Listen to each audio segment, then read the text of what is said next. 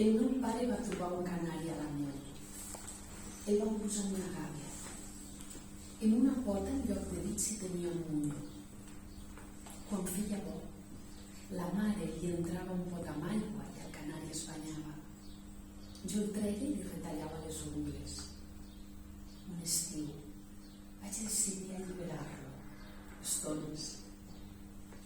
Es donava cops contra els vidres. Es refeia al capdamunt de les cortines. Volava de l'una a l'altra i em costava enxampar-lo. I li vaig lligar un fil de llana en una pota. Cada vegada recordava de quina pota l'estacava, per no estrebar-lo sempre per la mateixa. El canari cantava, picava el pa i l'enciam que la mare li falcava entre els barrots.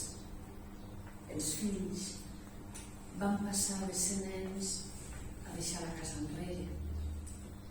El meu pare ja havia fet el mateix. El canari es va quedar al pis amb ella. Ara que hi penso, mai vam tenir por que se'ns escapés.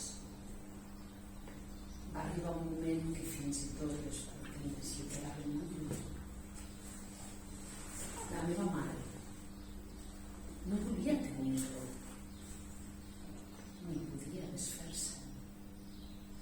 Havia envellit amb l'animal. Un matí se va trobar estès. Ella té fòbia a les bèsties amb plomes. El va llençar amb gavet.